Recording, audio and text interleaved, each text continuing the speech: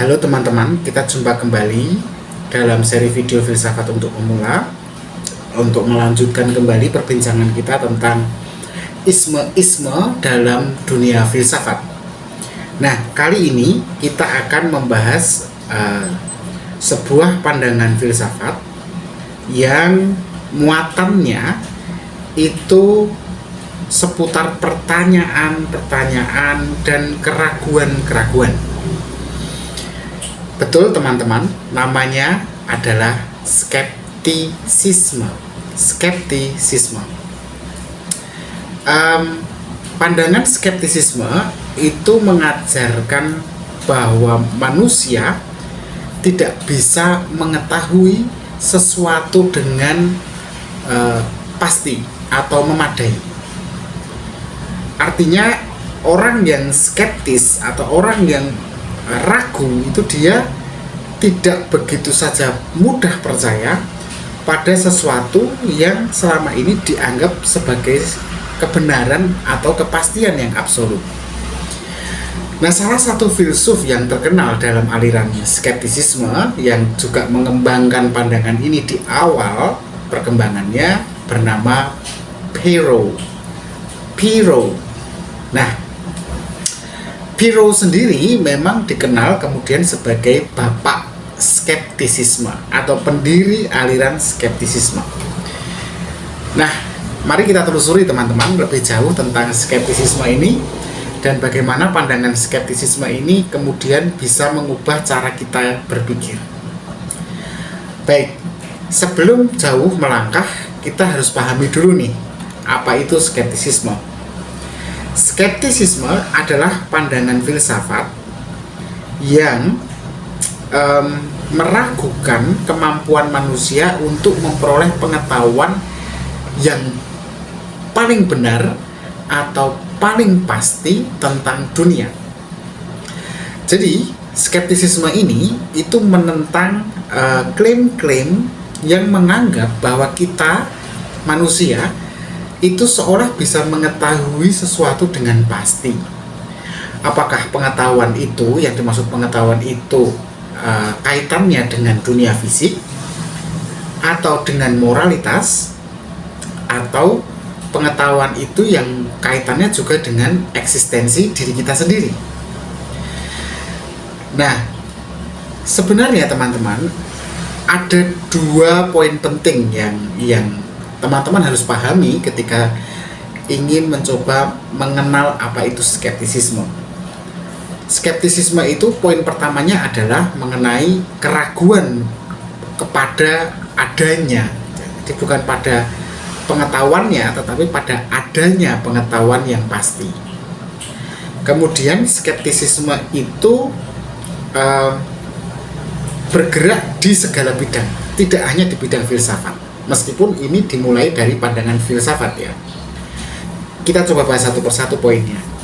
Poin pertama, skeptisisme meragukan adanya pengetahuan pasti. Jadi inti dari skeptisisme itu sendiri sebenarnya adalah keraguan. Keraguan akan apa? Akan klaim-klaim pengetahuan yang kita terima begitu saja sebagai kebenaran yang absolut. Bagi seorang skeptis, tidak ada jaminan bahwa apa yang kita ketahui itu benar-benar sesuai dengan kenyataannya. Bahkan para skeptis ya, atau pengikut aliran skeptisisme ini itu selalu mempertanyakan apakah kita sebenarnya bisa mengetahui sesuatu dengan pasti. Itu poin pertamanya yang teman-teman harus tahu. Poin yang kedua,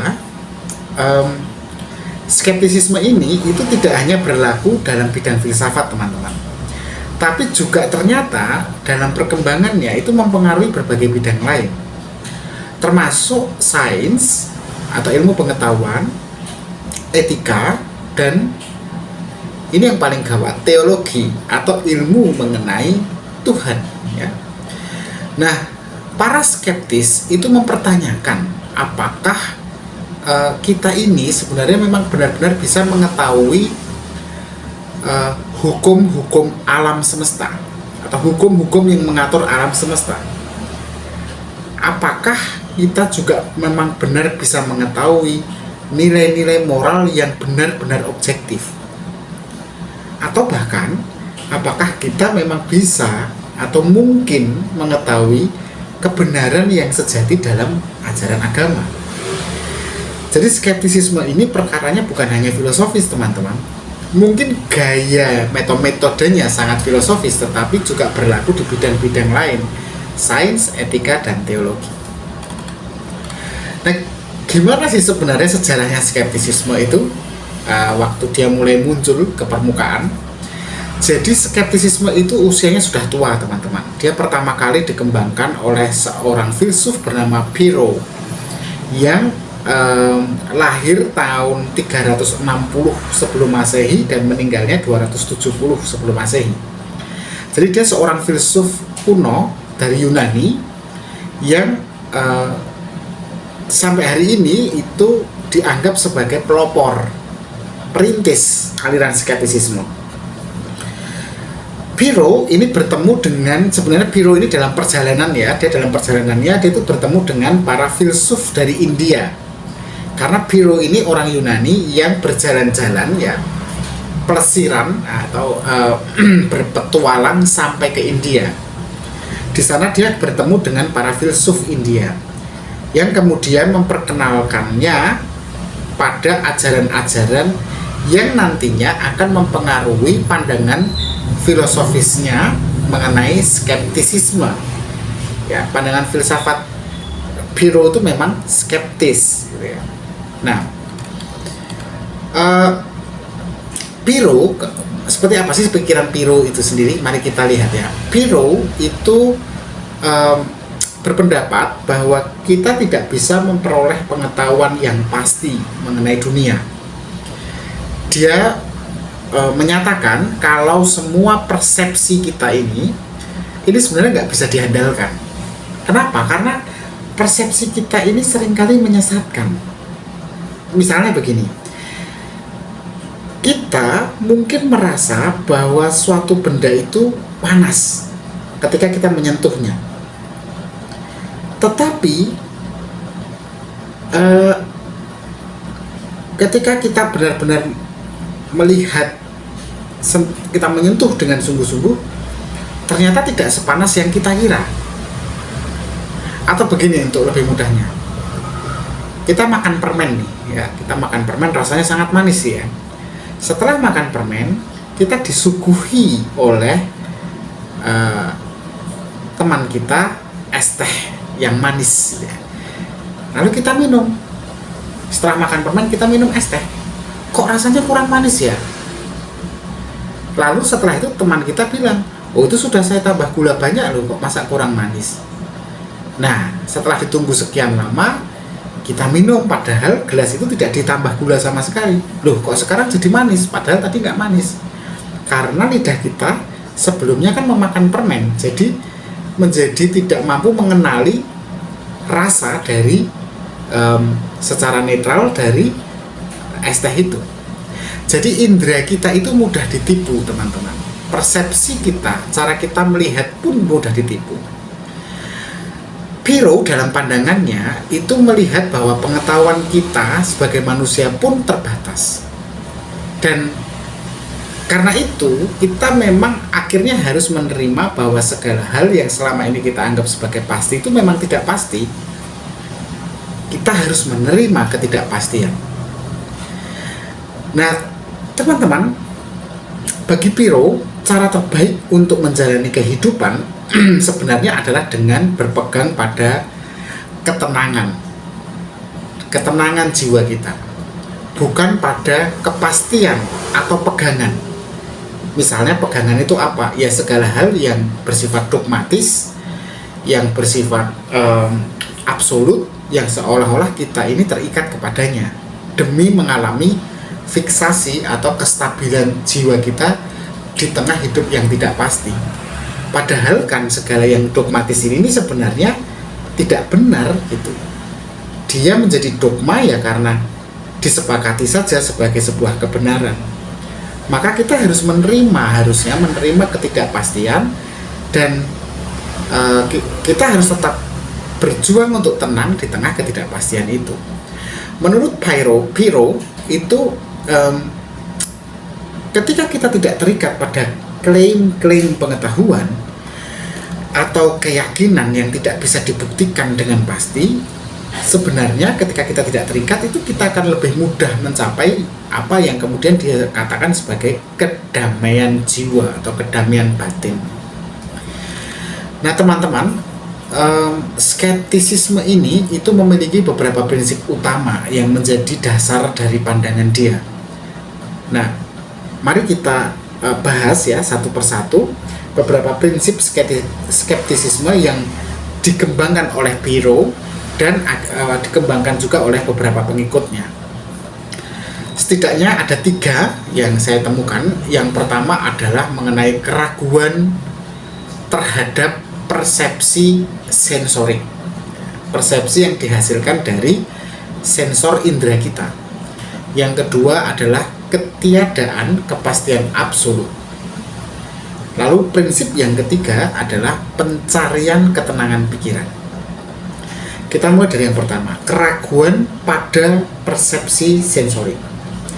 Jadi skeptisisme itu mengajarkan bahwa tadi yang sudah saya terangkan dengan contoh, persepsi indrawi kita seperti penglihatan, pendengaran, perasaan, rasa lidah kita, pengecapan kita, itu tidak bisa dipercaya sepenuhnya. Apa yang kita lihat, apa yang kita dengar, atau apa yang kita rasakan mungkin tidak sesuai dengan kenyataan objektifnya. Misalnya kita suatu waktu ya, kita melihat sesuatu atau objek gitu, tampaknya warnanya hijau, tapi ternyata bisa jadi itu hanya ilusi gitu. Kebanyakan orang lain di sekitar kita melihatnya itu bukan hijau, itu biru yang agak kekuning-kuningan. Nah itu. Atau suatu waktu kita jalan di tengah panas dan kita melihat ada air yang segar, danau. Kita dekati, ternyata fata morgana. Ternyata hanya tipuan mata. Nah itulah ilusi. Kita tidak bisa percaya pada tangkapan indrawi kita. Kemudian yang kedua, ketiadaan kepastian yang absolut. Jadi para skeptis ya, termasuk Piro, itu meyakini bahwa manusia seperti kita ini tidak dapat mencapai kepastian absolut tentang dunia. Seluruh pengetahuan yang kita miliki itu sebenarnya bersifat relatif dan selalu bisa dipertanyakan. Apa yang benar kemarin belum tentu benar sekarang. Apa yang benar bagi saya belum tentu benar bagi orang lain. Oleh karena itu, kita tidak bisa mengetahui dengan pasti apakah dunia ini memang seperti yang kita lihat, atau seperti yang orang lain lihat, atau seperti yang Anda lihat, dan apakah klaim-klaim itu semuanya akhirnya ada salah satu yang lebih benar dari yang lain, tidak bisa kita pastikan. Kemudian yang ketiga, pencarian ketenangan pikiran. Prinsip ketiga ini maksudnya begini. Jadi dalam pandangan skeptis, tujuan utamanya bukanlah untuk menemukan kebenaran yang pasti, teman-teman. Oh, kalau gitu kita harus cari kebenaran yang pasti yang bisa terukur. Bukan itu. Tapi tujuan dari skeptisisme itu sekali lagi adalah mencapai ketenangan jiwa dan pikiran. Karena dengan menerima ketidakpastian dan keraguan kita yang terus-menerus muncul, sebenarnya kita tuh bisa mengurangi stres dan konflik batin kita yang muncul ketika keyakinan yang selama ini kita pegang ternyata tidak bisa dipastikan. Ketika kita kehilangan pegangan, itu kita tidak stres atau ada konflik batin karena kita merasa sudah tenang, karena kita menerima ketidakpastian. Kita mengokekan keraguan-keraguan yang muncul, baik dari diri kita sendiri maupun orang lain. Nah teman-teman, skeptisisme ini punya pengaruh besar ya dalam bidang pemikiran dan ilmu pengetahuan. Skeptisisme itu begini, dia telah memberikan pengaruh utamanya juga pada pengembangan ilmu pengetahuan modern. Coba aja lihat banyak ilmuwan dan filsuf yang memang terinspirasi kok oleh pendekatan skeptis, dan justru kayak keraguan itu kan menjadi landasan bagi sebuah penelitian ilmiah kan, sehingga pencarian kebenaran dengan cara mengevaluasi kembali klaim-klaim pengetahuan sebelumnya. Ini kan menjadi tradisi dalam ilmu pengetahuan. Dalam ilmu pengetahuan ya, skeptisisme memang mendorong para ilmuwan untuk selalu meragukan klaim-klaim yang ada dan terus-menerus mengujinya waktu demi waktu dengan eksperimen. Prinsip skeptis semacam itu sebenarnya jadi dasar dari metode ilmiah, di mana ilmuwan itu harus selalu bersikap kritis dan tidak begitu saja menerima teori atau hipotesis tanpa bukti yang kuat atau mungkin sudah terbukti tetapi belum sempurna di masa lalu. Kemudian kedua, pengaruh skeptisisme juga muncul dalam bidang etika dan agama. Misalnya ya, dalam bidang etika, skeptisisme ini mendorong kita untuk tidak sekedar menerima nilai-nilai moral sebagai sesuatu yang absolut, yang tidak bisa dipertanyakan dan seolah-olah objektif. Sebaliknya, para skeptis ini biasanya mereka berpendapat bahwa nilai-nilai moral itu kan bisa bervariasi ya, tergantung pada budaya, pada sejarahnya, pada konteksnya. Konteks itu bisa konteks ruangnya, bisa konteks waktunya. Nilai-nilai moral di masa 1700-an itu berbeda dengan nilai-nilai moral di tahun 1900-an dan tentu berbeda di tahun 2000-an. Nah, demikian pula dalam bidang agama. Skeptisisme ini justru akan menguatkan iman kita karena kita sendiri tidak pernah bisa mengatakan kebenaran absolut tentang Tuhan itu seperti apa. Karena klaim-klaim agama yang kadang tidak bisa dibuktikan secara rasional ini justru kadang menjerumuskan kita kan. Maka justru semakin beriman kalau kita terus mengujinya juga secara rasional, sehingga ada kedekatan antara wahyu dan rasio kita. Nah, teman-teman, meskipun skeptisisme ini tampaknya memberikan perspektif yang penting ya dalam bidang filsafat dan sains ya, tapi pandangan skeptis ini juga tidak ada kritiknya. Ada banyak kritik dari berbagai kalangan. Salah satu kritik utama pada skeptisisme adalah keraguan begini. Jadi salah satu kritik utamanya itu adalah bahwa keraguan ekstrim terhadap semua pengetahuan yang dilakukan oleh skeptisisme itu kan bisa membuat kehidupan sehari-hari kita menjadi tidak praktis ya. Bayangkan kalau kita selalu meragukan segala hal. Setiap tindakan kita mau memutuskan satu tindakan kita ragu, kita skeptis. Udah kemudian keputusan tidak pernah dibuat karena kita serba ragu. Kita kemudian tidak bisa punya keyakinan akan apapun, termasuk langkah-langkah kita. Kepercayaan diri kita lalu menurun kan. Jadi kalau dalam wilayah praktis, skeptisisme kurang menguntungkan. Dalam keputusan itu terkadang butuh loh teman-teman sedikit faktor kenekatan. Entah benar, entah salah, pokoknya putuskan dulu, nanti kalau salah kita perbaiki. Kedua, skeptisisme ini bisa mengarah pada relativisme. Beberapa pengkritik skeptisisme itu berpendapat bahwa pandangan skeptis itu bisa mengarah pada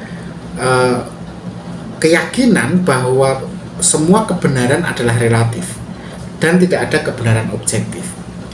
Hal semacam itu bisa menyebabkan kebingungan moral dan intelektual, karena kan kemudian tidak ada dasar yang jelas ya untuk membedakan yang benar mana dan yang salah mana.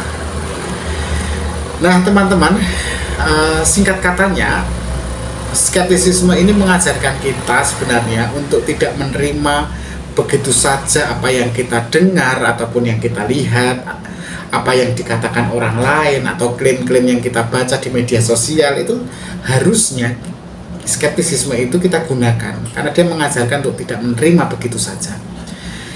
Kita perlu mempertanyakan kebenaran dari klaim-klaim yang ada.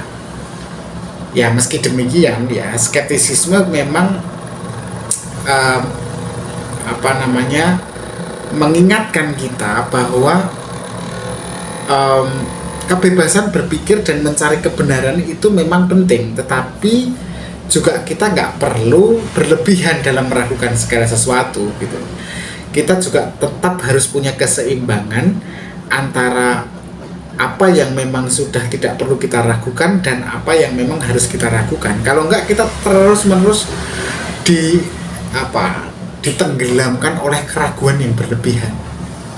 Nah, begitu saja pembahasan kita hari ini. Bila teman-teman ada